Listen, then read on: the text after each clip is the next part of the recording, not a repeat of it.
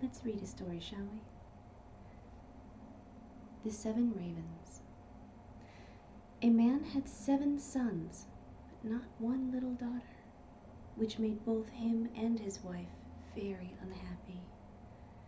At last, a daughter was born, to their great joy, but the child was very small and slight, and so weak that they feared it would die. So the father sent his sons to the spring to go fetch water, so that he might baptize her. Each of the boys ran in great haste to be the first to draw the water for their little sister's baptism, but in the struggle to be first, they let the pitcher fall into the well. Then they stood still and knew not what to do. Not one of them dared venture home without the water. As time went on, and they did not return, the father became very impatient and said, "I suppose in the midst of their play they have forgotten what I sent them for, the careless children." He was in such agony lest the child should die unbaptized that he exclaimed in his anger, "I wish that all the youngsters were all turned into ravens." The words were scarcely uttered when there was heard a rushing of wings in the air over his head, and presently 7 coal-black ravens flew over the house. The father could not recall the dreadful words, and both parents grieved terribly over the loss of their 7 sons.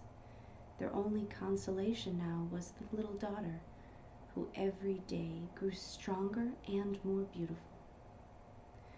For a long time the maiden was not told that she had brothers. Her parents were most careful to avoid all mention of them. But one day she overheard some persons talking, and they said that no doubt the young girl was very beautiful, but that there must have been some strange cause for the misfortune which had happened to her 7 brothers. Oh, how surprised and sad she felt when she heard this.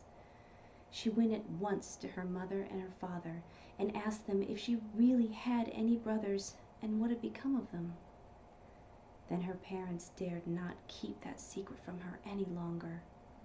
They told her, however, that it was the decree of heaven, and that her birth was the innocent cause of all. As soon as she was alone, she made a firm decision that she would try and break the enchantment that held her brothers. She had neither rest nor peace until she made up her mind to leave home and seek them, and set them free, cost what it might. When at last she left home, she took nothing with her but a little ring in memory of her parents, a loaf of bread, a jug of water, a little stool in case she felt tired. So she went from her home and traveled further and further until she came to the end of the world, and there was the sun. But it was so hot and fierce that it scorched the little child, and she ran away in such a hurry that she ran into the moon. Here it was quite cold and dismal, and she heard a voice say, "I smell a man's flesh," which made her escape from the moon as quickly as she could, and at last she reached the stars.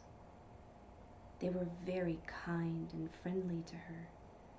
Each of the stars was seated on a wonderful chair, and Morning Star stood up and said, "If you have not a key, then you will not be able to unlock the iceberg in which your brothers are shut up." So the Morning Star gave the maiden the key, and told her to wrap it up very carefully in her little handkerchief, and showed her the way to the iceberg. When she arrived, the gate was closed. She had opened her handkerchief to take out the key, but found it empty. She had forgotten the advice of the kind stars.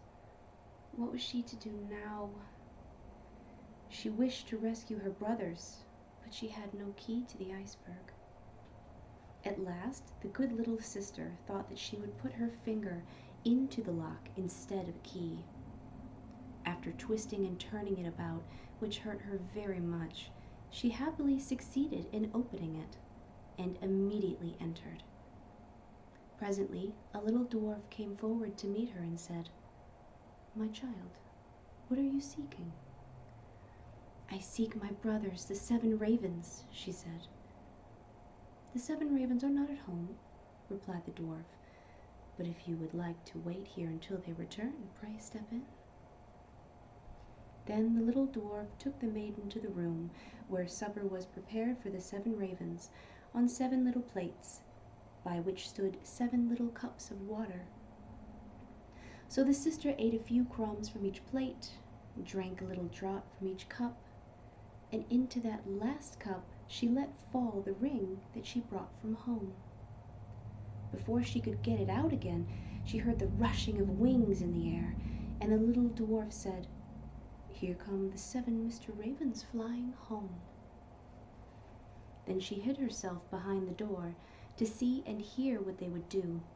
They came in and were about to eat their supper, but as they caught sight of their little cups and plates, they said to one another, "Who has been eating from my little plate? Who has been drinking from my little cup?" "It has been touched by the mouth of a human being," cried one. "And look here, what is this?" He took his cup and he turned it over, and out rolled a little ring, which they knew at once belonged to their mother and their father. Then said the eldest, "Oh, I remember that ring. Oh, if our sister would only come here, we would be free." And the maiden, who heard the wish from behind the door, came forth smiling and stood before them. In that same moment the 7 ravens were freed from their enchantment and became 7 handsome young men. Oh, how joyfully they all kissed one another and their little sister, and they all started off at once in great happiness to their parents and their home.